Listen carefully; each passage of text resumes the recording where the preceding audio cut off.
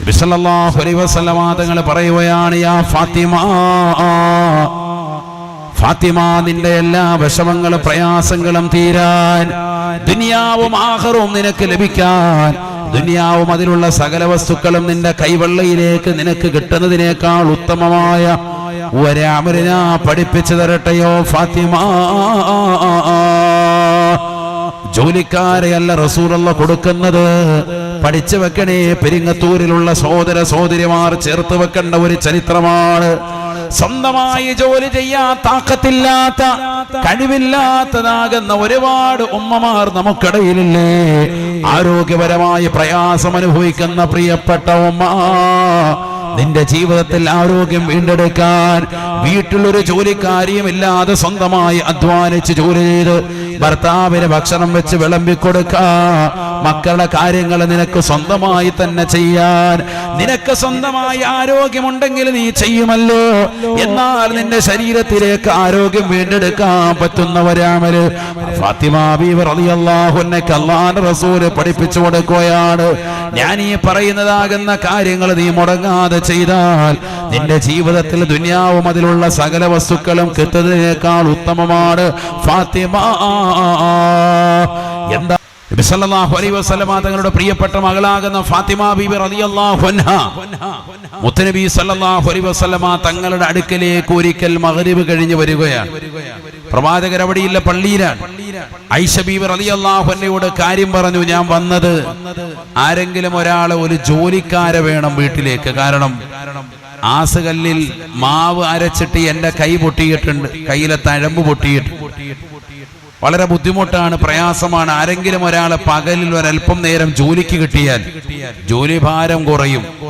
അതുകൊണ്ട് വീട്ടിലേക്കൊരു ജോലിക്കാരിയെ വേണമെന്നുള്ള ആവശ്യം ഉന്നയിച്ച് മുത്തുനബിയുടെ അടുക്കൽ പരാതിയുമായി വന്നതാണ്, പരിഭവം പറയാൻ, മകളാകുന്ന ബീവി ഫാത്തിമ റളിയല്ലാഹു അൻഹ. നബി സല്ലല്ലാഹു അലൈഹി വസല്ലമ തങ്ങളില്ല, ഉപ്പ വരുമ്പോൾ പറയാമെന്ന് ആയിഷ ബീബി റളിയല്ലാഹു അൻഹ മറുപടി പറഞ്ഞു. ഫാത്തിമ ബീബി റളിയല്ലാഹു അൻഹ ക്ഷീണിതയാണല്ലോ, അധികം ഇരുന്നില്ല, വേഗം വീട്ടിലേക്ക് പോയി. ഇശാ നമസ്കാരം കഴിഞ്ഞ് വിത്തറുമൊക്കെ നിസ്കരിച്ച് മുത്തുനബി സല്ലല്ലാഹു അലൈഹി വസല്ലമ തങ്ങൾ വീട്ടിലേക്ക് വന്ന് പ്രവാചകൻ അകത്തളത്തിലേക്ക് സലാം പറഞ്ഞ് കടന്നു വന്നപ്പോൾ സലാം അടക്കിയതിനു ശേഷം ആയിഷ ബീബി റളിയല്ലാഹു അൻഹ പറഞ്ഞു, പ്രവാചകരെ, അവിടുത്തെ പ്രിയപ്പെട്ട മകളാകുന്ന ഫാത്തിമ റളിയല്ലാഹു അൻഹ മഹദി അവറുകൾ വരികയുണ്ടായി. കാര്യം ഇന്ന വിഷയങ്ങൾ പറഞ്ഞു, ഒരു ജോലിക്കാരിയെ കിട്ടിയാൽ തരക്കേടില്ല എന്ന് പറഞ്ഞിട്ടാണ് പോയത്. സഹോദരിമാരൊക്കെ മനസ്സിലാക്കണം, വീട്ടു ജോലിക്ക് ആളെ വെച്ചിട്ടുള്ളതാകുന്ന മുസ്ലിം സഹോദര സഹോദരിമാർ ധാരാളമുണ്ട് നമുക്കിടയിൽ. അള്ളാഹു നമുക്കൊക്കെ ആഫിയത്തുള്ള ദീർഘായുസ് പ്രദാനം ചൊരിയട്ടെ. സ്വന്തമായി ചെയ്യാൻ പറ്റാതെ വരുമ്പോ വലിയ വലിയ ഭാരിച്ച ജോലികളൊക്കെ ചെയ്യാൻ അവരുടെ ജീവിത ക്രയവിക്രയങ്ങളിൽ എളുപ്പത്തിന് വേണ്ടി പല ആളുകളും ജോലിക്കാരെ സമീപിക്കും. 15,000 മുതൽ ശമ്പളം കൊടുത്ത് അത്തരക്കാരായ ആളുകളെ വീട്ടിൽ കൊണ്ടുവന്ന് ചില ആളുകൾ പകൽ പണി ചെയ്തിട്ട് മഗ്രിബാകുമ്പോൾ തിരിച്ചു പോകും. ചിലർക്ക് വീട്ടിന്റെ ഒരു ഭാഗത്ത് ഔട്ട്സൈഡ് തന്നെ റൂം സജ്ജീകരിച്ച് അവർ വീട്ടിൽ തന്നെ ഒരു ഖദാമയെ പോലെ രാത്രിയിലും വസിക്കും. ഏത് നിലയിലും അങ്ങനെയൊക്കെ ചെയ്യുന്ന ആളുകളുണ്ട്. പ്രായമേറെയുള്ള ഒരുപാട് ആളുകൾ നമ്മുടെയൊക്കെ പരിസരങ്ങളിലുണ്ട്. അവരെയൊക്കെ ശുശ്രൂഷിക്കാൻ ചില മക്കൾ തന്നെ ഇല്ല. മക്കളൊക്കെ ദുബായിലും ഖത്തറിലും ഒമനിലും ബഹ്റൈനിലും ഒക്കെയാണ്. ആരെങ്കിലും ഇതുപോലെ ഏതെങ്കിലും ഒരു താത്തായെ തെക്കുന്നോ വടക്കുന്നോ എവിടുന്നെങ്കിലും കൊണ്ടുവന്ന് വീട്ടിൽ കുടിയിരുത്തിയിരിക്കുക. എന്നിട്ട് അവർക്കൊരു 30,000 അല്ലെങ്കിൽ 25,000 ഒക്കെ ശമ്പളം കൊടുത്ത് പ്രവാസ ലോകത്ത് നിന്ന് അങ്ങനെ പൈസ ഡ്രാഫ്റ്റ് ചെയ്തിട്ട് മാതാപിതാക്കളെ നോക്കാൻ ഏൽപ്പിക്കുന്നതായ മക്കളായി പല മക്കളും മാറിയിട്ടുണ്ട്. നിൽക്കട്ടെ, നിങ്ങൾ പഠിച്ചു വെക്കേണ്ട പാഠമാണ്. ഫാത്തിമ ബീവി റളിയല്ലാഹു അൻഹയ്ക്ക് വേണ്ടി അവർ തന്നെ നേരിട്ടിറങ്ങി, പക്ഷെ ആളെ കിട്ടിയില്ല. പ്രവാചകർ സല്ലല്ലാഹു അലൈഹി വസല്ലമ തങ്ങളുടെ അടുക്കൽ ആളുണ്ട്, അത് മനസ്സിലാക്കിയിട്ടാണ് വന്നത്. ഈ ഒരു യുദ്ധത്തിൽ പിടിക്കപ്പെട്ടതാകുന്ന ചിറപിടിക്കപ്പെട്ടതാകുന്ന യോദ്ധാക്കളിൽ ആരെങ്കിലും ഒരാളെ മതിയെന്ന് പറഞ്ഞുകൊണ്ട് പ്രവാചകരുടെ വീട്ടിൽ വന്നുകൊണ്ട് സമീപിച്ച ഫാത്തിമ ബീവി റളിയല്ലാഹു അൻഹയെ വീട്ടിലേക്ക് തിരിച്ചു പറഞ്ഞയച്ചു ആയിഷ ബീവി റളിയല്ലാഹു അൻഹ. അവസാനം പ്രവാചകർ സല്ലല്ലാഹു അലൈഹി വസല്ലമ തങ്ങൾ വീട്ടിൽ വന്നപ്പോൾ ഇത് കാര്യം പറയുമ്പോൾ പ്രവാചകൻ വേഗം തന്നെ വീട്ടിൽ നിന്നിറങ്ങി. എന്നിട്ട് ഫാത്തിമ ബീവി റളിയല്ലാഹു അൻഹയുടെ ചാരത്തെത്തി. ശ്രദ്ധിക്കണം നിങ്ങൾ. എന്നിട്ട് ഫാത്തിമ ബീവി റളിയല്ലാഹു അൻഹയും ഹസൻ ഹുസൈൻ റളിയല്ലാഹു അൻഹുമ എന്ന പേരക്കുട്ടികളെയും തന്റെ പ്രിയപ്പെട്ടതാകുന്ന മരുമകനാകുന്ന അലിയാര് തങ്ങളെയൊക്കെ ചേർത്തിരുത്തിയിട്ട് മകളാകുന്ന ഫാത്തിമ ബീവിയുടെ കൈ ഇങ്ങനെ എടുത്ത് വെച്ച് ആ കൈ വേദനയുള്ള ഭാഗത്ത് ഇങ്ങനെ തടവി കൊടുക്കും. വാപ്പയാകുന്ന വാപ്പയാകുന്ന മുത്തനബി സല്ലല്ലാഹു അലൈഹി വസല്ലം. എല്ലാവരും നോക്കുന്നുണ്ട്. അലി റളിയല്ലാഹുവിനുണ്ട്, മരുമകനുണ്ട്, കൊച്ചുമക്കളുണ്ട്, ഹസൻ ഹുസൈൻ റളിയല്ലാഹുവിനുണ്ട്. മകളുടെ കൈ ഇങ്ങനെ പിടിച്ചിട്ട് പതുക്കെ ആ മുറിവുള്ള ഭാഗത്തൊക്കെ തടവി കൊടുക്കണം. നബി സല്ലല്ലാഹു അലൈഹി വസല്ലം തങ്ങൾ പറയുകയാണ്, യാ ഫാത്തിമ, ഫാത്തിമ, നിന്റെ എല്ലാ വിഷമങ്ങളും പ്രയാസങ്ങളും തീരാൻ, ദുനിയാവും ആഖിറവും നിനക്ക് ലഭിക്കാൻ, ദുനിയാവും അതിലുള്ള സകല വസ്തുക്കളും നിന്റെ കൈവെള്ളയിലേക്ക് നിനക്ക് കിട്ടുന്നതിനേക്കാൾ ഉത്തമമായ ഒരമരിനാ പഠിപ്പിച്ചു തരട്ടെയോ ഫാത്തിമ. ജോലിക്കാരെയല്ല റസൂലുള്ള കൊടുക്കുന്നത്, പഠിച്ചു വെക്കണേ. പെരിങ്ങത്തൂരിലുള്ള സഹോദര സഹോദരിമാർ ചേർത്ത് വെക്കേണ്ട ഒരു ചരിത്രമാണ്. സ്വന്തമായി ജോലി ചെയ്യാൻ താക്കത്തില്ലാത്ത, കഴിവില്ലാത്തതാകുന്ന ഒരുപാട് ഉമ്മമാർ നമുക്കിടയിലില്ലേ? ആരോഗ്യപരമായി പ്രയാസം അനുഭവിക്കുന്ന പ്രിയപ്പെട്ട ഉമ്മ, നിന്റെ ജീവിതത്തിൽ ആരോഗ്യം വീണ്ടെടുക്കാൻ വീട്ടിലൊരു ജോലിക്കാരിയും ഇല്ലാതെ സ്വന്തമായി അധ്വാനിച്ച് ജോലി ചെയ്ത് ഭർത്താവിന് ഭക്ഷണം വെച്ച് വിളമ്പിക്കൊടുക്കാ, മക്കളുടെ കാര്യങ്ങൾ നിനക്ക് സ്വന്തമായി തന്നെ ചെയ്യാൻ, നിനക്ക് സ്വന്തമായി ആരോഗ്യമുണ്ടെങ്കിൽ നീ ചെയ്യുമല്ലോ. എന്നാൽ നിന്റെ ശരീരത്തിലേക്ക് ആരോഗ്യം വീണ്ടെടുക്കാൻ പറ്റുന്നവരാമല് ഫാത്തിമ ബീവി റളിയല്ലാഹു അൻഹയ്ക്ക് അല്ലാഹുവിന്റെ റസൂൽ പഠിപ്പിച്ചു കൊടുക്കുകയാണ്.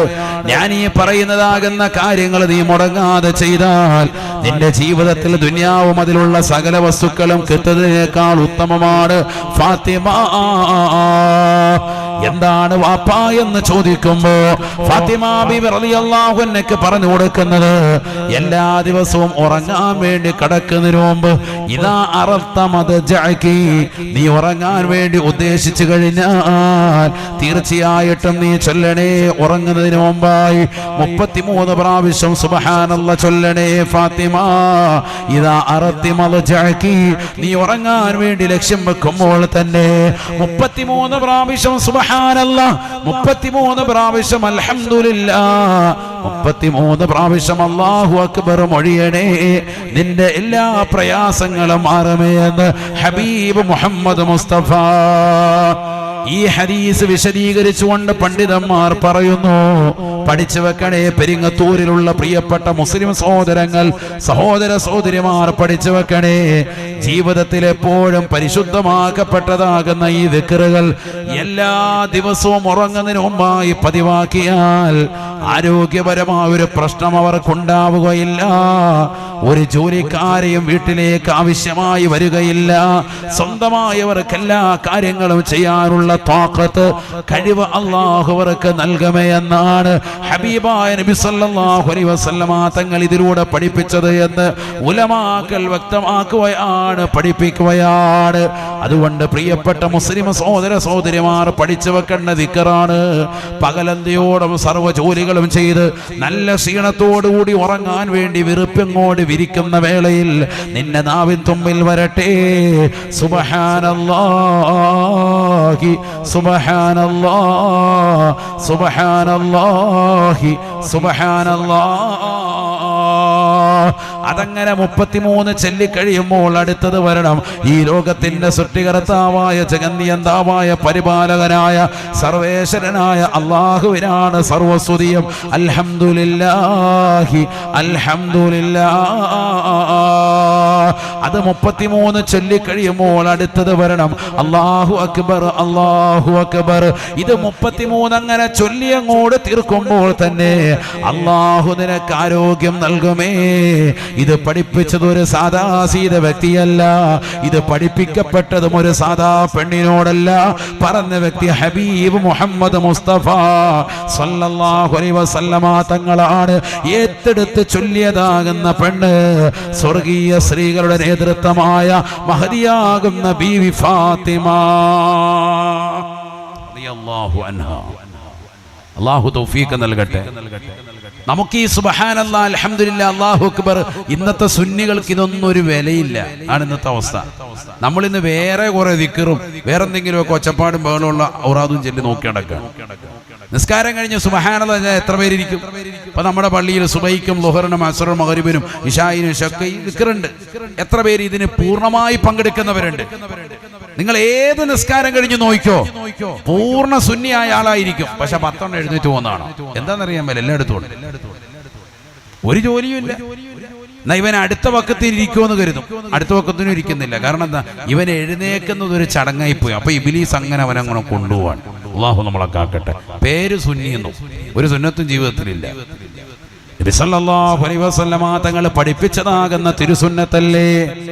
അറിയുമോ നിങ്ങൾക്ക്, ഹജ്ജിന് വേണ്ടി കൊതിച്ചതാകുന്ന സ്വഹാബത്ത്, ഉംറയ്ക്ക് വേണ്ടി കൊതിച്ചതാകുന്ന സ്വഹാബത്ത്, നമ്മൾ നിലകൊള്ളുന്നത് പവിത്രമായ മുഹറത്തിലല്ലേ. ലോകത്തിന്റെ വിവിധ ഭാഗങ്ങളിൽ നിന്നുകൊണ്ട് പവിത്രമായ ഹജ്ജ് നിർവഹിച്ചുകൊണ്ട് നാട്ടിലേക്ക് മുഅ്മിനീങ്ങൾ കടന്നു വരുന്ന സമയമല്ലേ. ഈ വർഷം തന്നെ ഹജ്ജിന് സാധിക്കാത്ത 42,000-ഓളം ആളുകൾ നമ്മുടെ ഈ കൊച്ചു സംസ്ഥാനത്തിലുണ്ടായിരുന്നു എന്ന് പറയുമ്പോ എത്രയോ വിഷമത്തിലും പ്രയാസത്തിലുമാണ് മുഅ്മിനീങ്ങളുള്ളത്. പഠിച്ചു വെക്കണേ, ഹജ്ജിന് പോകാൻ പറ്റാത്ത, ഉംറ ചെയ്യാൻ സാധിക്കാത്തതായ സാധുക്കളെ, സാമ്പത്തികമായി പിന്നോട്ട് നിൽക്കുന്ന ആളുകളെ, സുബഹിക്ക് ശേഷം ദിക്ർ ചൊല്ലിക്കൊണ്ട് നിലകൊണ്ടുകൊണ്ട് ഉംറ നിർവഹിക്കുന്നത് പോലെ നിങ്ങൾക്ക് എല്ലാ ദിവസവും ഹജ്ജിന്റെയും ഉംറയുടെയും പ്രതിഫലം കിട്ടുന്നതായ മറ്റൊരു അമല് പറഞ്ഞു തരട്ടെ. അള്ളാന്റെ റസൂലിന്റെ അടുക്കൽ സാധുക്കളായ പാവപ്പെട്ടവരായ ഒരു വിഭാഗം സ്വഹാബത്ത് വന്നുകൊണ്ട് നബി തങ്ങളോട് പറയുകയാണ്, ദഹബ അഹ്ലുദ് ദുസൂരി ബിൽ അംവാൽ ബിദ്ദറജാത്തിൽ ഉലാ വന്നഈമിൽ മുഖീം. പാവപ്പെട്ടതാകുന്ന സ്വഹാബത്ത് നബിയുടെ അടുക്കൽ വന്ന് പറയാൻ, നബിയെ, പണക്കാരായ വലിയ വലിയ ആളുകൾ സ്വഹാബത്ത് അവരൊക്കെ മുൻകടന്നു പോയി. എങ്ങനെ മുൻകടന്നു? അവർ സ്വർഗത്തിന്റെ ഉന്നതമായ സ്ഥാനങ്ങൾ അവർ അലങ്കരിച്ചു. എങ്ങനെ? അവർക്ക് സമ്പത്തുണ്ട്, അതുകൊണ്ട് ഹജ്ജും ഉംറയും സദഖയൊക്കെ അവർ ധാരാളം ചെയ്യും. സമ്പത്തില്ലാത്തതുകൊണ്ട് ഞങ്ങൾക്ക് ഇതിനൊന്നും പറ്റുന്നില്ല. കാശുണ്ടെങ്കിലല്ലേ ഹജ്ജിന് പോകാൻ പറ്റുള്ളൂ. നിസ്കാരമൊക്കെ ഞങ്ങൾ നിസ്കരിക്കുന്ന പോലെ അവർ നിസ്കരിക്കുന്നുണ്ട്, അവര് നിസ്കരിക്കുന്നതിനെ പോലെ ഞങ്ങൾ നിസ്കരിക്കുന്നുണ്ട്. നിസ്കാരമൊക്കെ ഓക്കെയാണ്. നോമ്പും പ്രശ്നമില്ല. റമദാൻ മാസത്തിൽ അവരും നോമ്പ് നോക്കുന്നുണ്ട്, ഞങ്ങളും നോമ്പ് നോക്കുന്നുണ്ട്. പക്ഷേ ഞങ്ങൾക്ക് ചില വിഷയങ്ങൾ അവർക്ക് വലിയ പ്രതിഫലം കിട്ടുന്നുണ്ട്. അത് ഞങ്ങൾക്ക് വല്ലാത്ത വിഷമമുണ്ട്. വലഹും ഫളുൻ ബിൽ അംവാൽ, സമ്പത്ത് കൊണ്ടുള്ള വലിയ ദറജ അവർക്കുണ്ട്, പദവി അവർക്കുണ്ട്. അതുകൊണ്ട് തന്നെ യഹജ്ജൂന, അവർ ഹജ്ജ് ചെയ്യുന്നുണ്ട്. വയഅ്തമിറൂന, അവർ ഉംറ നിർവഹിക്കുന്നുണ്ട്. വയതസദ്ദഖൂന, അവർ സദഖയും ചെയ്യുന്നുണ്ട്. ഹബീബേ, സമ്പത്തുള്ളത് കൊണ്ടാണ് ഹജ്ജും ഉംറയും സദഖയൊക്കെ ചെയ്യുന്നത്. ഞങ്ങൾക്കതില്ല. ഞങ്ങൾ വല്ലാത്ത വിഷമത്തിലാണ്. നബി സല്ലല്ലാഹു അലൈഹി വസല്ലമ തങ്ങൾ പറയുകയാണ്, അലാ അദുല്ലുക്കും, വിഷമവും സങ്കടവും പറയാൻ വന്നിട്ടുള്ള സ്വഹാബിമാരോട് ആദരവായ റസൂലുള്ളാഹി സ്വല്ലല്ലാഹു അലൈഹി വസല്ലമ തങ്ങൾ പറയുകയാണ്, നിങ്ങൾക്ക് ഞാൻ അറിയിച്ചു നൽകട്ടെയോ സ്വഹാബാ, ഒരു നല്ല മനോഹരമാകുന്ന ഒരു അമൽ. ഇൻ അഖദതും അദ്റക്തും മൻ സബഖകും, അമൽ കൊണ്ട് നിങ്ങളെക്കാൾ മുൻകടന്നതായ ആളുകൾക്ക് മുന്നിലൂടെ സഞ്ചരിക്കാൻ ഉപയുക്തമാകുന്ന ഒരു അമൽ ഞാൻ പഠിപ്പിച്ചു തരാം. നിങ്ങളത് മുറുകെ പിടിക്കണേ. ഏതാണ് എന്ന് ചോദിച്ചപ്പോൾ കൊടുത്ത മറുപടി, എല്ലാ ഫർദ് നമസ്കാരങ്ങൾക്ക് ശേഷവും 33 പ്രാവശ്യം സുബ്ഹാനല്ലാഹും അൽഹംദുലില്ലാഹും അല്ലാഹു അക്ബറും ചൊല്ലലാണ് എന്ന് ഹബീബ് മുഹമ്മദ് മുസ്തഫ. പണക്കാരായ ആളുകൾ പവിത്രമായ മക്കത്തുൽ മുക്കറമയിലെത്തി ഹജ്ജ് ചെയ്ത് ഉംറ ചെയ്ത് നാട്ടിൽ വന്നുകൊണ്ട് എല്ലാവരെയും സദഖ കൊടുത്തുകൊണ്ട് സഹായിക്കുന്നത് കാണുമ്പോ എന്റെ കയ്യിൽ കാശില്ലാത്തത് കൊണ്ടാണ് ഹജ്ജിന് പോകാൻ പറ്റാത്തത്. ഈ വർഷവും എനിക്ക് സാധിച്ചിട്ടില്ല, അടുത്ത വർഷവും എനിക്ക് സാധിക്കുമെന്ന് തോന്നുന്നില്ല. സമ്പത്തില്ലാതെ വിഷമിച്ചു നിൽക്കുന്ന പ്രിയപ്പെട്ട വാപ്പാ, വിഷമിക്കുന്ന ഉമ്മ, വിഷമിക്കേണ്ടതില്ല. റസൂലുള്ള പറയുന്നു, ഹജ്ജ് ചെയ്ത പ്രതിഫലം കിട്ടണോ, ഉംറ ചെയ്ത പ്രതിഫലം കിട്ടണോ, സ്വഹാബത്തിനോടാണ് പറഞ്ഞു കൊടുക്കുന്നത്. അവർക്ക് സുബ്ഹാനല്ലാഹയുടെ മഹത്വം അറിയാത്തവരല്ല, സ്വഹാബത്തിനോടാണ് പറഞ്ഞു കൊടുക്കുന്നത്. അവർക്ക് അൽഹംദുലില്ലാഹയുടെ മഹത്വം അറിയാത്തവരല്ല, റസൂലുള്ളാഹിന്റെ പ്രിയപ്പെട്ട സന്തത സഹചാരികളോടാണ് പറയുന്നത്. അവർക്ക് അല്ലാഹു അക്ബറിന്റെ അർത്ഥതലങ്ങൾ ചിന്തിക്കാൻ അറിയാത്തവരല്ല. അതൊക്കെ ചൊല്ലുകയും ഏറ്റെടുക്കുകയും നല്ലതുപോലെ ചൊല്ലിത്തുരുക്കുകയും ചെയ്യുന്നവരാണ്. പക്ഷെ അവരോട് പറയുന്നത്, ഈ ഉമ്മത്താകുന്ന സാധുക്കളായ നമുക്ക് വേണ്ടിയിട്ടാണ്. മുടങ്ങാതെ ചൊല്ലണേ.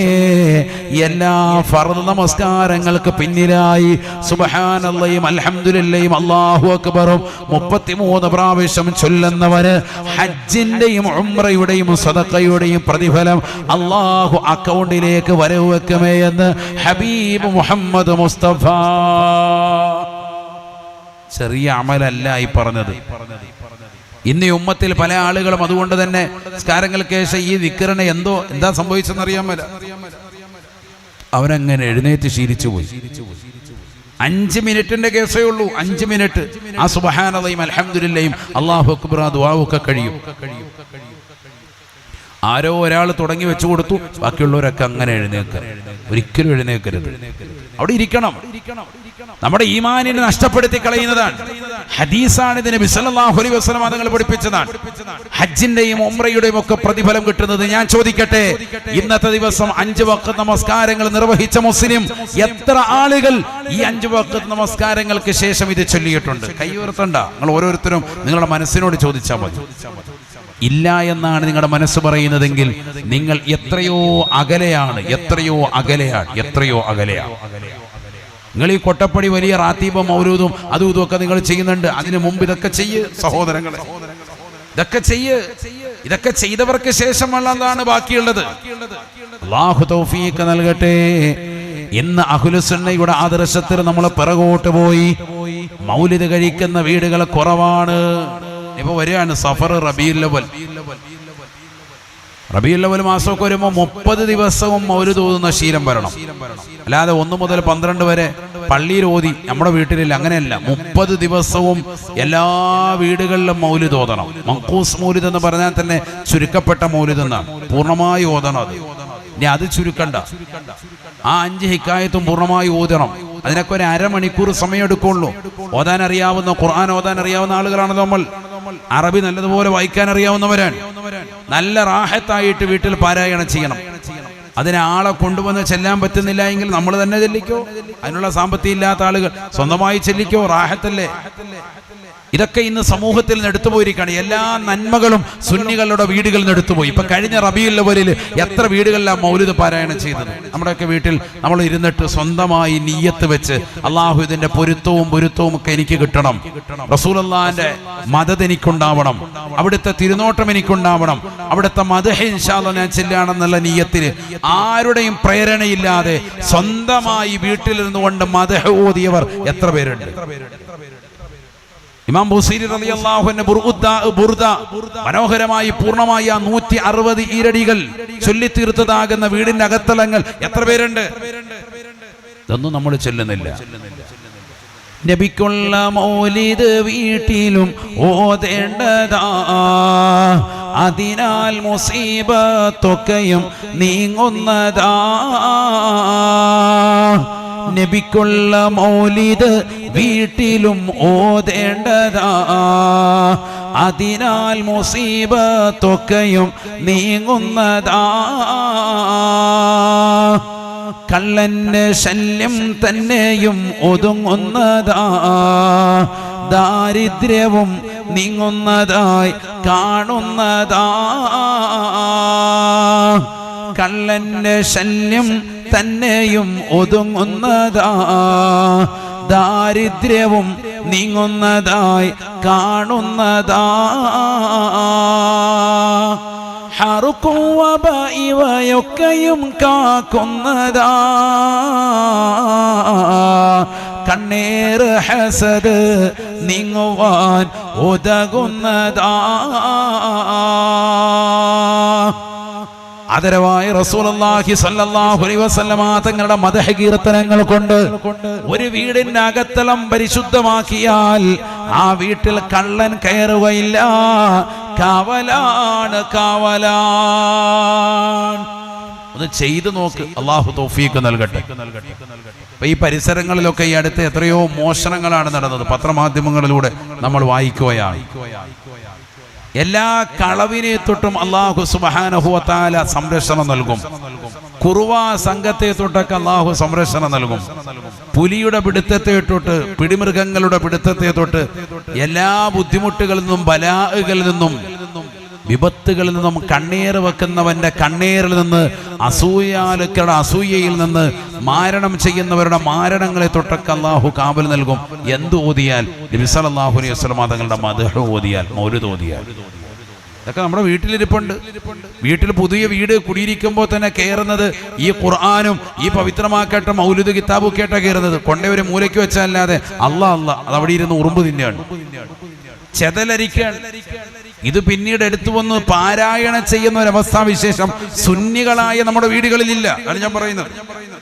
മാസത്തിലെങ്കിലും സ്വന്തമായി ഒന്ന് ഓതിത്തീർക്കുന്ന ഒരു ശീലം വേണ്ട, വർഷത്തിലെങ്കിലും കൃത്യമായി എല്ലാ ദിവസവും ആ റബീഉൽ അവ്വൽ 1 മുതൽ 30 വരെ ഓതുന്ന ഒരു ശീലം പണ്ട് കാലങ്ങളിൽ ഉണ്ടായിരുന്നു. അതുകൊണ്ട് അസുഖങ്ങൾ കുറവായിരുന്നു, വിപത്തുകൾ കുറവായിരുന്നു. ഇന്ന് കേട്ടുകേഴ്വിയില്ലാത്ത മാരകമാകുന്ന രോഗങ്ങൾ ഈ ഉമ്മത്തിന് പിടിപെടുകയാണ്. 25 കോടി രൂപ ഒരു ഇഞ്ചക്ഷന്റെ വില.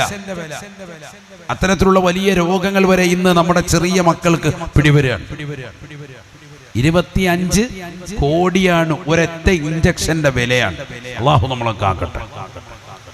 ഒരു മനുഷ്യൻ അവന്റെ ആയുസ് മുഴുവനും തീരെഴുതി അധ്വാനിച്ചാലും ഒരിക്കലും കൊടുത്തു നിൽക്കാൻ പറ്റാത്ത അത്രമേൽ വലിയ തുകകൾ ഇന്ന് ഒരു ഇഞ്ചക്ഷന് വന്നിരിക്കുന്നു. അത്ര വലിയ രോഗങ്ങൾ അല്ലാഹു നൽകിയിരിക്കണം. ഇന്ന് വരെ കേട്ടുകഴിവില്ലാത്ത രോഗങ്ങൾ. നമ്മുടെ ഈ തലമുറയാണ് അതൊക്കെ മനസ്സിലാക്കുന്നത്. കോവിഡും അനുബന്ധ ഘട്ടങ്ങളും കാലങ്ങളിലുമായി നമ്മൾ വസിച്ചുകൊണ്ടിരിക്കുന്ന ഈ ലോകത്ത് എത്രയെത്ര മാറാവ്യാധികളാണ്. ഇതൊക്കെ പൂർണ്ണമായി ഇല്ലാതാകണമെങ്കിൽ ആ പഴമയിലേക്ക് നമ്മൾ വരണം. ഇത്തരത്തിലുള്ളതാകുന്ന മഹാന്മാരെ അനുസ്മരിക്കുന്നതിലൂടെ അവരുടെ ജീവിത ചിട്ടകളെ നമ്മുടെ ജീവിതത്തിലേക്ക് കൊണ്ടുവരാൻ നമുക്ക് കഴിയണം. അതാണ് ഇവിടെ ബഹുനിരാകുന്ന സയ്യിദ് അവറുകൾ ഊന്നിപ്പറഞ്ഞത്. പഴയ കാലഘട്ടങ്ങളിൽ ദീനീ പ്രബോധന മേഖലകളിലുമായി കടന്നു വന്നതാകുന്ന ഈ മഹാന്മാരുടെ മഹത്തുക്കളുടെ ജീവിത ശൈലി നമ്മളിലേക്ക് വരണം. എങ്ങനെ അവർ ഈ സമൂഹത്തിൽ അറിയപ്പെട്ടു? വർഷങ്ങളായി അവരെ ബഹുമാനിക്കുകയും ആദരിക്കുകയും ചെയ്യുന്ന തലമുറകൾ വന്നുകൊണ്ടിരിക്കുന്നു, ഇനിയും വരുന്നു. എന്തുകൊണ്ട്? അവർ ഒരു പ്രസ്ഥാനമായി ജീവിതത്തെ ജനങ്ങൾക്ക് മുന്നിൽ കാണിച്ചു. നല്ല ജീവിതം, സംശുദ്ധമായ ജീവിതം, സൽ സ്വഭാവ ജീവിതം, കളവ് പറയാത്ത ജീവിതം, ഖുർആൻ ഓതിക്കൊണ്ടുള്ള ജീവിതം, ദിക്ർ ചൊല്ലിക്കൊണ്ടുള്ള ജീവിതം, മറ്റുള്ളവരുടെ സമ്പത്ത് അപഹരിക്കാത്ത ജീവിതം, അന്യരായ ആളുകളെ ബഹുമാനിച്ചുകൊണ്ടുള്ള ജീവിതം, അയൽവാസികളോടുള്ള കടമകളും കടപ്പാടുകളും പൂർത്തീകരിച്ചുകൊണ്ടുള്ള ജീവിതം, സമൂഹത്തോടും സമുദായത്തോടും ഇതര സമുദായങ്ങളോടുമുള്ള ബന്ധങ്ങൾ ശാക്തീകരിച്ചുകൊണ്ടുള്ള ജീവിതം അതവർ നിലനിർത്തിപ്പോന്നപ്പോ അവരെ ലോകം ആദരിച്ചു. അല്ലാഹു ഒരാളെ ഇഷ്ടം വെച്ചാൽ ഭൂമിയിൽ അവർക്ക് അല്ലാഹു സുബ്ഹാനഹു വ തആല സ്വീകാര്യത കൊടുക്കുമെന്ന് സയ്യിദുനാ റസൂലുള്ളാഹി. ആ സ്വീകാര്യതയാണ് ഈ കാണുന്നത്. ആരും അവരെ എതിർക്കുന്നില്ല. ജനിച്ചു വീഴുന്ന ഓരോ കുട്ടികളും വരുന്ന ഓരോ തലമുറകളും അവരെ പുകഴ്ത്തുന്നു. അലിയുൽ കൂഫി എന്ന് പറയുമ്പോൾ നിർത്തുന്നില്ല, റളിയല്ലാഹു അൻ അല്ലെങ്കിൽ റഹിമഹുല്ലാ എന്നുള്ള പ്രാർത്ഥനയോടുകൂടിയിട്ടാണ് അവരുടെ പേരുകൾ നമ്മളൊക്കെ അനുസ്മരിക്കുന്നത്. അല്ലാഹുവിന്റെ ദറജ ഉയർത്തുമാറാവട്ടെ. ഞാൻ പറഞ്ഞു വന്നത്, അവർ ജീവിച്ചിരുന്ന കാലയളവ് വളരെ സംശുദ്ധമായി ജീവിച്ചു. അതുകൊണ്ടാണ് കുറഞ്ഞ കാലഘട്ട ജീവിതമേ മനുഷ്യനുള്ളൂ. നമ്മൾ മരിച്ചാൽ 10 പേര് നമ്മളെ കുറിച്ച് നന്മ പറയണം. ആ മനുഷ്യൻ നല്ലവനായിരുന്നു. വടകര സ്വദേശിയാകുന്ന ഫൈസൽ എന്ന സഹോദരൻ, അല്ലെങ്കിൽ ഇന്നാലിന വ്യക്തി പെരിങ്ങത്തൂര് സ്വദേശിയാകുന്ന സഹോദരൻ, അയാൾ സാലിഹായ മനുഷ്യനായിരുന്നു, സുഹൃതം ചെയ്ത മനുഷ്യനായിരുന്നു. അണിയാരത്തുള്ള ഹിജാസ് എന്ന ചെറുപ്പക്കാരൻ, അവൻ നല്ല സാലിഹായ മനുഷ്യനായിരുന്നു എന്നിങ്ങനെ 10 പേര് നമ്മളെ കുറിച്ച് പറയണമെങ്കിൽ തീർച്ചയായും നമ്മൾ സംശുദ്ധമായ ജീവിതം നയിക്കണം. അല്ലാഹു തൗഫീഖ് നൽകട്ടെ. ഒരു വഖത്ത് പോലും ജുമുഅയും ജമാഅത്തും നഷ്ടപ്പെടാതെ കൃത്യമായി നമസ്കാരങ്ങൾ ചിട്ടവെക്കുന്നതായ ഒരു ശൈലി നമുക്കുണ്ടായി തീരണം. ഇന്ന് എത്ര വഖത്ത് നമ്മൾ നമസ്കാരങ്ങൾ ചിട്ടവെക്കുന്നവരാണ്? ഇന്നത്തെ ഒരു ദിവസം മാത്രം എടുത്ത് പരിശോധിച്ചു നോക്ക്. പുരുഷന്മാർ അവ്വൽ വഖത്തിൽ ജമാഅത്ത് ശ്രദ്ധിച്ചവരാണോ? ചിന്തിച്ചു നോക്ക്. ഇന്നത്തെ ഒരൊറ്റ ദിവസം, ഈ കഴിഞ്ഞ ഒരാഴ്ചത്തെ ജീവിതം മാത്രം ഒന്ന് പരിശോധിച്ചാൽ എത്ര ജമാഅത്ത് നമുക്ക് നഷ്ടപ്പെട്ടു. ഇനി അത് തിരിച്ചു കൊണ്ടുവരാൻ സാധിക്കുമോ സഹോദരങ്ങളെ? ഇതൊരു പുതിയ വർഷമാണ്. ഹിജറ വർഷം 1447 നമ്മളുള്ളത്. 46 നമ്മൾ ഇന്ന് കഴിഞ്ഞു. ഈ ഒരു കൊല്ലമെങ്കിലും ഈ മുഹറം മാസം തീരുന്നതാകുന്ന ഈ ഘട്ടത്തിൽ നമ്മൾ ഓരോരുത്തരും പ്രതിജ്ഞ എടുക്കണം. ഇനി വരുന്ന സഫറിലും റബീഉൽ അവ്വലിലും റബീഉൽ ആഖിറിലും ജുമാദുൽ ഊലയിലും ജുമാദുൽ ആഖിറിലും റജബിലും ശഅബാനിലും റമളാനിലും ശവ്വാലിലും ദുൽഖഅദയിലും ദുൽഹജ്ജയിലും ഈ വർഷത്തിന്റെ അവസാനമാകുന്ന ദുൽഹജ്ജയിലേക്ക് എത്തുമ്പോൾ എനിക്ക് എല്ലാ സുഹൃതങ്ങളും അനുഷ്ഠിക്കണം. അതിനുപയുക്തമാകുന്ന നല്ല അമലുകൾ ചെയ്യാൻ ഞാൻ ഇൻഷാ അല്ലാഹ് ഈ ഒരു വർഷത്തെ പ്രതിജ്ഞാബദ്ധമായി മുന്നോട്ട് കൊണ്ടുപോകും. നമ്മുടെ മനസ്സിലാണ് യഖീൻ വരേണ്ടത്, മനസ്സാണ് ആദ്യം വരേണ്ടത്.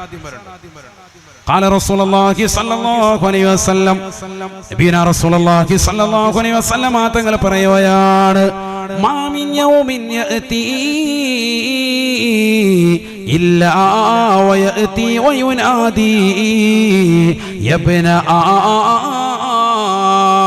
ആദം. എല്ലാ ദിവസവും ആ ദിവസങ്ങൾ വന്നുകൊണ്ട് ആദമ സന്തതികളെ വിളിച്ചുകൊണ്ട് പറയുമത്രേ, യബ്ന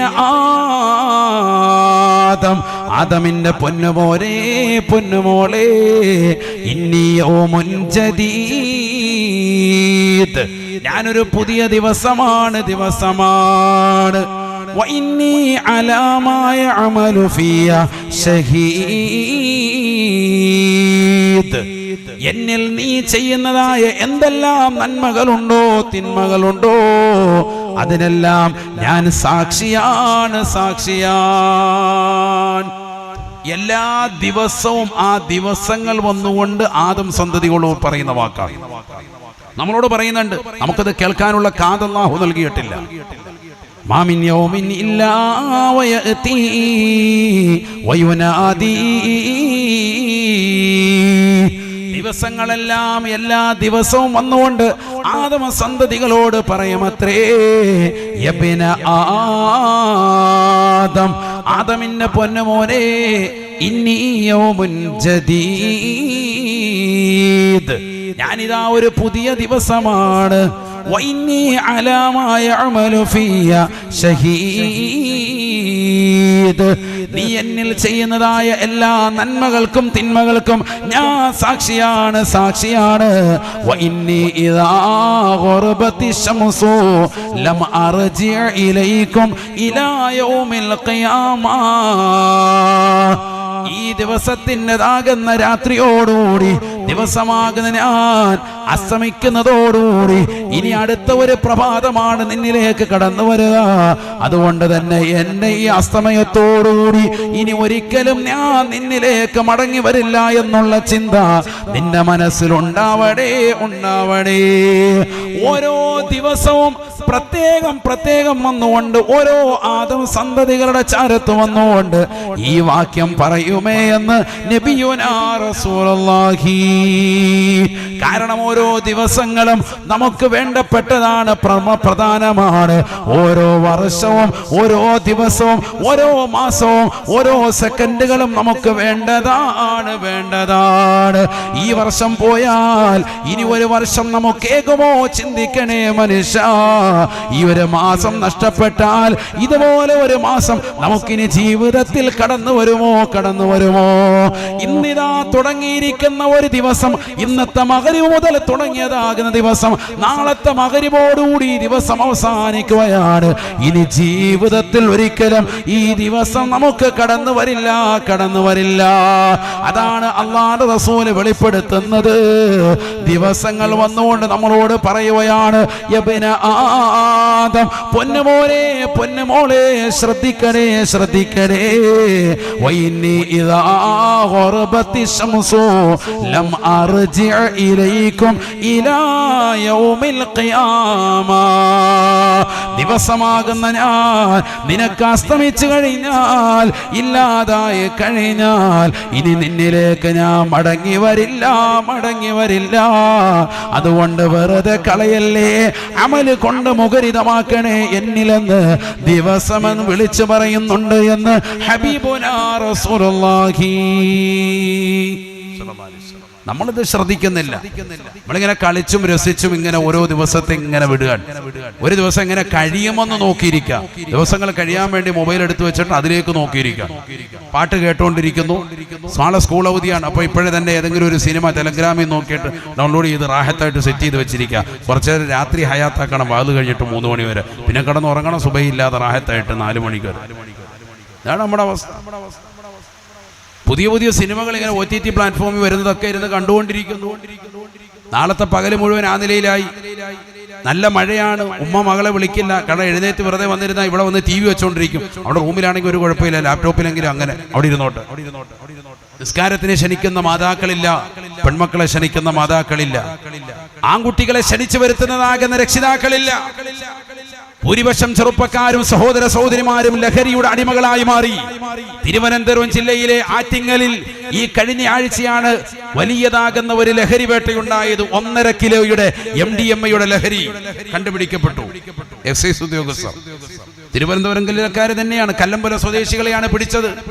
അവിടെയുള്ളതാകുന്ന സ്കൂളിന്റെ പരിസരങ്ങളിൽ കൊണ്ടുവന്ന് വിറ്റ് +1-നും +2-നും അടക്കമുള്ളതാകുന്ന പഠിക്കുന്നതാകുന്ന വിദ്യാർത്ഥികളുടെ കൈവശം ഇത് കൊടുത്തിട്ട് അവരെയൊക്കെ നാളെയുടെ ലോകത്ത് ലഹരിയുടെ വക്താക്കളാക്കി മാറ്റി തീർക്കാൻ 1.5 കിലോയുടെ MDMA വേട്ട. 1.5 കിലോ എന്നൊക്കെ പറഞ്ഞ എന്താ ദിവസം ഒന്നുമില്ലല്ലോ. 5 കോടി രൂപയാണ് അതിന് മൂല്യം. അത് വിറ്റാൽ കിട്ടുന്ന പൈസ എത്രയാണ്? 5 കോടിയാണ്. കോടിക്കണക്കിന് രൂപയുടേതാകുന്ന ലഹരിയാണ് നമ്മുടെ ഈ കൊച്ചു കേരളത്തിൽ. ഇത്രയേറെ ശ്രദ്ധ സർക്കാരിന്റെ ഭാഗത്ത് നിന്ന്, ഗവൺമെന്റിന്റെ ഭാഗത്തു നിന്ന് ഉണ്ടായിട്ട് പോലും നമ്മുടെ മക്കൾക്കിടയിൽ വിറ്റഴിക്കപ്പെടുന്നു. അല്ലാഹു കാക്കുമാറാവട്ടെ. ആരോട് പറയാൻ, ആരോ ഉപദേശിക്കാൻ? ഇതൊക്കെ കേട്ടിട്ടും നമ്മുടെ മക്കളൊക്കെ അതിനടിമപ്പെടാൻ സ്വന്തമായ ഒരു തീരുമാനം ഈ വിഷയത്തിൽ മക്കൾ കൈക്കൊള്ളാതെ ആരും നന്നാവൂല. അവനവൻ സ്വന്തം തീരുമാനിക്കണം. ഇതിലൂടെ എന്റെ ജീവിതം താറുമാറാകും, എന്റെ ബുദ്ധിക്ക് വിഘാതമാകും, എന്റെ ബുദ്ധിക്ക് തടസ്സം വരും, എന്റെ ശരീരത്തിന്റെ അവയവങ്ങളെ കൂച്ചുവിലങ്ങടപ്പെടും, ആരോഗ്യപരമായി ഞാൻ ക്ഷീണിക്കും, ക്ഷയിക്കും, എന്റെ ഓർമ്മശക്തി നശിക്കും, എന്റെ ഇബാദത്തുകൾക്ക് കോട്ടം വരും. സർവോപരി എന്റെ ജഗന്നിയന്താവായ പരിപാലകനാകുന്ന അള്ളാഹുവിന്റെ പൊരുത്തം എനിക്ക് കിട്ടാതെ വരും, എനിക്ക് എന്റെ ആഖിറം നഷ്ടപ്പെടും. ഈ ഒരു ചിന്ത ആൺകുട്ടികളുടെയും പെൺകുട്ടികളുടെയും മനോമകരത്തിൽ സ്വന്തമായി ഉടലെടുക്കാതെ ഇതിനെതിരെ ആരൊക്കെ കൊടി ഉയർത്തിക്കൊണ്ട് ശബ്ദിച്ചിട്ടും ഒരു കാര്യമില്ല. അവരവർ സ്വന്തം വരണം. ഡി അഡിക്ഷൻ സെന്ററിൽ കൊണ്ടുപോകണമെങ്കിൽ സ്വന്തമായിട്ട് അവർ വരണം.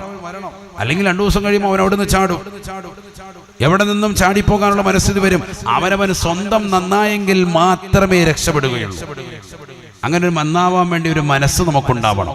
ഇപ്പൊ സിഗരറ്റ് വലിക്കുന്ന ആളുകൾ അജയരെ നിർത്ത്, നിങ്ങളുടെ മക്കള് പേരക്കുട്ടികളൊക്കെ അത് കണ്ടിട്ട് അവരും തുടങ്ങും.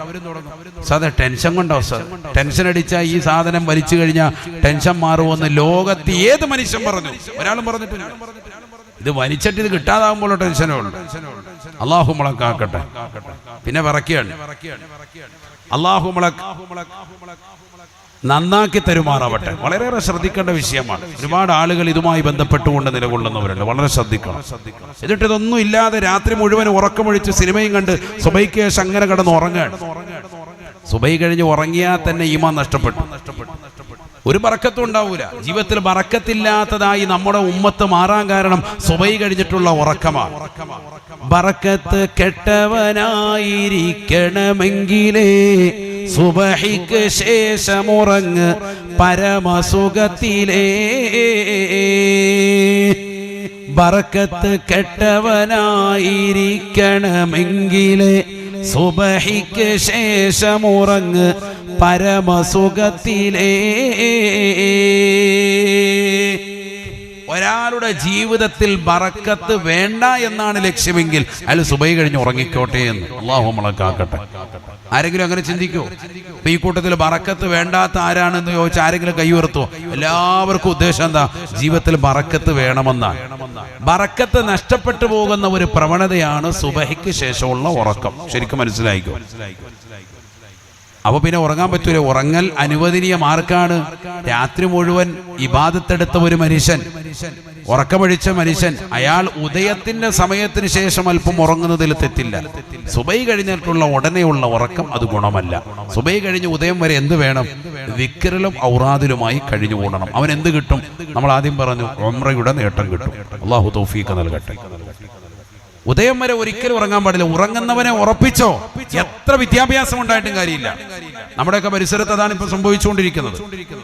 MA കഴിഞ്ഞവനാണ്, MBA കഴിഞ്ഞവനാണ്, എഞ്ചിനീയറിംഗ് കഴിഞ്ഞവനാണ്. ജോലി വല്ലതും ഉണ്ടോ? ജോലിയൊന്നുമില്ല.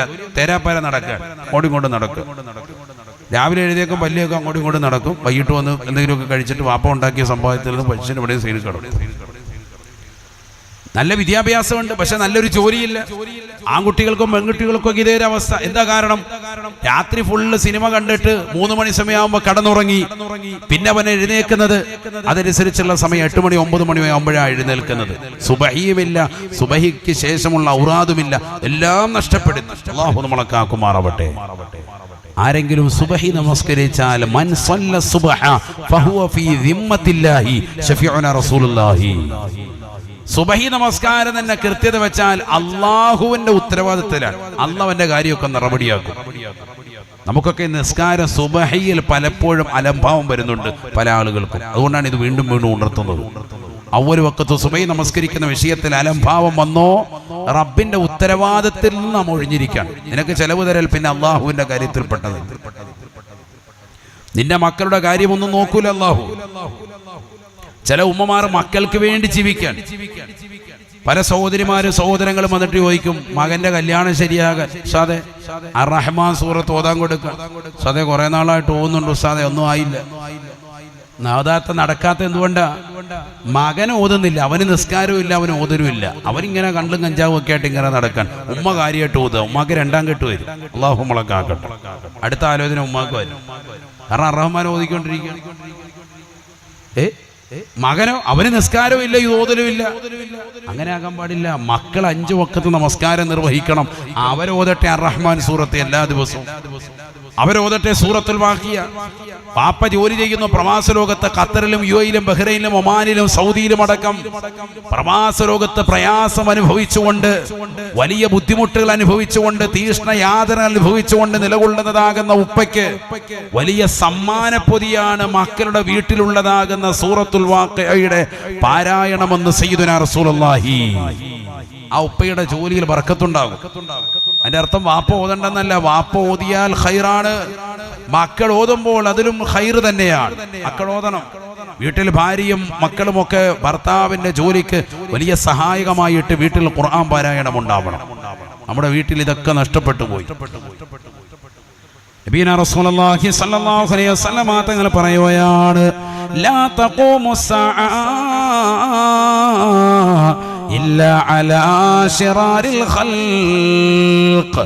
സൃഷ്ടികൾ വെച്ച് ഏറ്റവും മോശപ്പെട്ടതാകുന്ന സമൂഹത്തിന്റെ മേലല്ലാതെ ഈ ലോകം അവസാനിക്കില്ല എന്ന് നബിയുനാ റസൂലുള്ളാഹി.